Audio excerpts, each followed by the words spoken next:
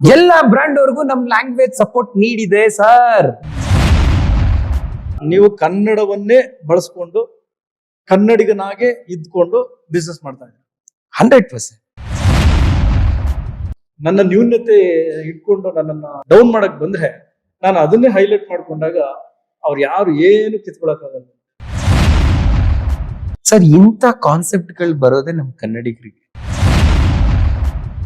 Anchor Arun ಅವರು ಒಬ್ಬ ಒಳ್ಳೆ ಸ್ನೇಹಿತನಾಗಿ, ನಿಮ್ಗೊಬ್ಬ ಒಳ್ಳೆಯ ಅಣ್ಣನಾಗಿ, ನಿಮ್ಗೊಬ್ಬ ಒಳ್ಳೆಯ ಮಾಸ್ಟರ್ ಆಗಿ ನಿಮ್ಮ ಜೊತೆಗಿರ್ತಾರೆ.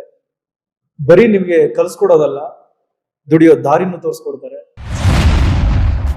ನಾನ್ ಸತ್ರು ಕೂಡ ನನ್ ಬಾಡಿ ಯಾರಿಗಾದ್ರೂ ಪ್ರಾಕ್ಟೀಸ್ ಯೂಸ್ ಆಗ್ಬೇಕು ಅನ್ನೋದೇ ನನ್ನ ಉದ್ದೇಶ. ಎಲ್ರಿಗೂ ನಮಸ್ತೆ. ಎಲ್ರು ಹೇಗಿದ್ದೀರಾ? ಐ ಹೋಪ್ ಎಲ್ರು ಚೆನ್ನಾಗಿದ್ದೀರಾ ಅಂತ. ನಾನು ಕೂಡ ಚೆನ್ನಾಗಿದ್ದೀನಿ. ಇವತ್ತು ನಿಮ್ಗಳಿಗೆ ಇನ್ಸ್ಪೈರ್ ಮಾಡಬೇಕು ಅಂತ ಒಂದು ವಿಡಿಯೋವನ್ನ ತಂದಿದ್ದೀನಿ. ನೀವು ಬಯಸದನ್ನ ಸಾಧಿಸ್ಬೇಕು ಅಂದ್ರೆ ಮೊದಲು ನಮ್ಮ ಸ್ವಂತ ಸಾಮರ್ಥ್ಯದ ಮೇಲೆ ಒಂದು ನಂಬಿಕೆ ಇರಬೇಕು. ಅವಮಾನಿಸಿದವರ ಮುಂದೆ ಗೆದ್ದು ನಿಲ್ಬೇಕು ಅಂದ್ರೆ ತಾಳ್ಮೆ ಅನ್ನೋದು ನಮ್ಮ ಅಸ್ತ್ರ ಆಗ್ಬೇಕು. ಇವನ್ ಕೈಲಿ ಏನು ಆಗಲ್ಲ ಅನ್ನೋರ್ ಮುಂದೆ ಸಾಧನೆ ಮಾಡಿ ನಿಲ್ಬೇಕು ಅಂದ್ರೆ ಶ್ರಮ ಅನ್ನೋದು ನಮ್ಮ ಬಲ ಆಗ್ಬೇಕು. ಎಸ್, ನಮ್ಮ ಮೇಲೆ ನಂಬಿಕೆ, ಶ್ರಮ, ಶಿಸ್ತು, ಡೆಡಿಕೇಶನ್ ಇವೆಲ್ಲವೂ ನಮ್ಮ ಜೊತೆಗಿದ್ರೆ ನಾವು ಅಂದುಕೊಂಡದನ್ನ ಸಾಧಿಸ್ಬೋದು. ಈಗ ಇದಕ್ಕೊಂದು ಎಕ್ಸಾಂಪಲ್ ಆಗಿರುವಂತಹ ವ್ಯಕ್ತಿಯನ್ನ ನಾನು ನಿಮಗೆ ಪರಿಚಯ ಮಾಡಿಕೊಡ್ತಾ ಇದ್ದೀನಿ.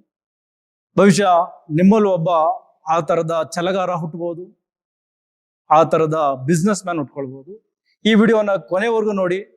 ಈಗ ನನ್ನ ಈ ಕಾರ್ಯಕ್ರಮಕ್ಕೆ ಆ ಒಬ್ಬ ಛಲಗಾರನನ್ನ, ಕನ್ನಡ ಪ್ರೇಮಿಯನ್ನ,